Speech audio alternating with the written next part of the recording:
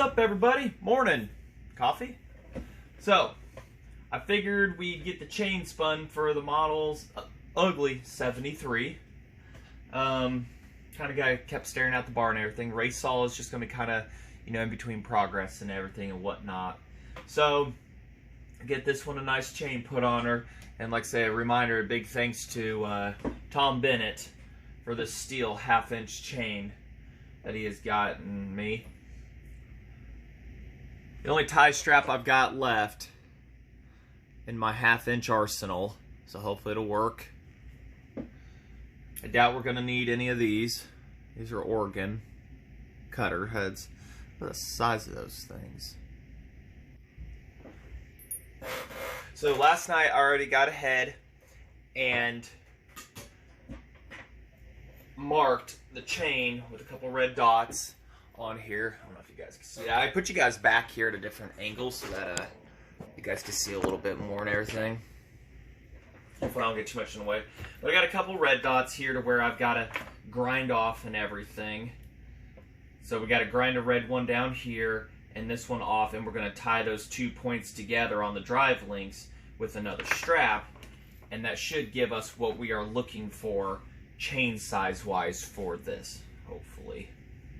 And if the bar needs to go back a little bit more, I can always grind the back of it and everything, but I've got her pretty much where it's at, and even with it ground like that and everything, it should still have plenty of slack and then plenty to tighten it up still. So let me get set up here and everything, and we'll get those ground off. I got to get everything taken off the vise up here and show you how I roll these, spin these chains and everything. But pretty much, I need to find my needle nose pliers, my vice grip ones, but a ball peen hammer is my general tool to round the rivets over and everything. So that's the only thing I didn't look for last night was those, because those are kind of crucial to the process. Didn't find the needle nose yet, but so the way I do it, I Dremel the rivets off.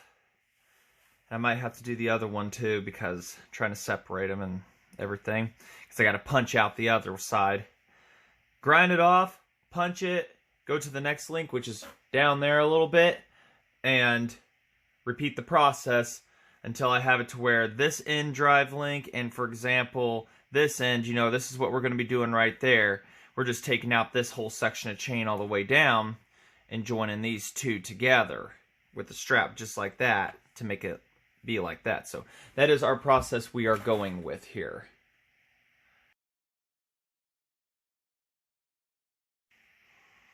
And as you can see right there, we're just grinding till we're flush with that strap, and that tells me that we're down to being able to punch that out.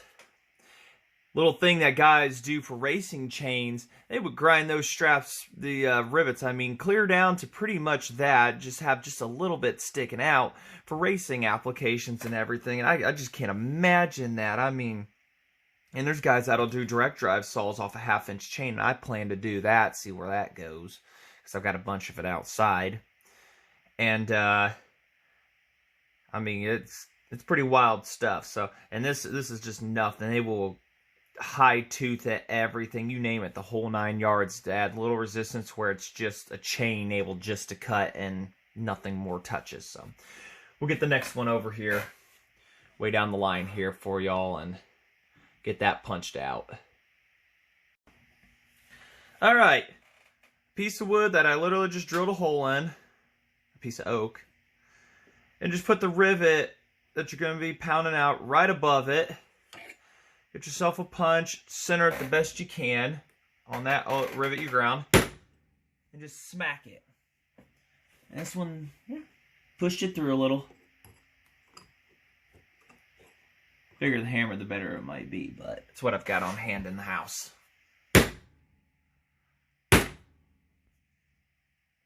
Starting to punch through.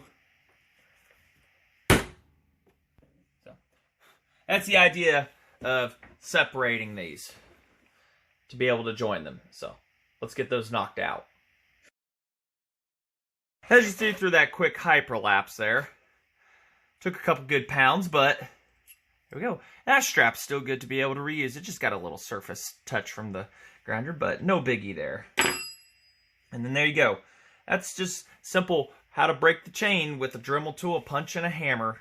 Have a piece of wood with the hole drilled in, or whatever. Just got to have a steady surface. And this old TV stand, this is meant for giant 44-inch CTR, CVR, whatever giant TVs they are back in the day. So that's separating and breaking the one and everything. So now we got to go do the other, and hopefully we can join stuff. Here's our Oregon. See if we're, yeah. We're going to have to drill out the strap hole here just a little bit. And I've had to do that before to fit this in there.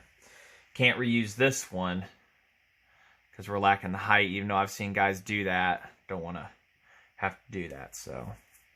Alright. But that was kind of planned to have to be done, to drill the drive link out slightly to fit that. So, alright, to the next one. There we go, second one broke. And that is our length of chain. It's still good to be used for repair links or whatever such, or make a tiny mini saw. Who knows? So, these are our two ends that we are going to have to join together. We will get these drilled out to the appropriate size here, and slowly but surely, wherever I put my drill bits at, there they are, and so we get our Oregon strap to fit in, then make sure we're good to go. We'll wrap it around the saw bar there and make sure we are good to go on that before we finalize anything. Hopefully everything's going to be good here. Not then, oops. So, that's how I've done it. I ain't been wrong yet. Alright, we're just going to take our drill and just carefully drill through this. In theory, unless this drill bit's already gone to heck.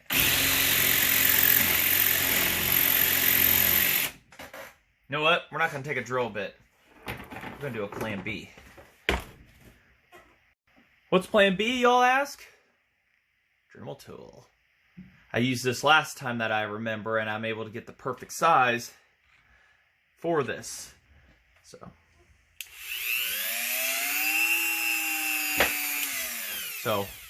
let's put a little hyperlapse on that. Shouldn't take us too long.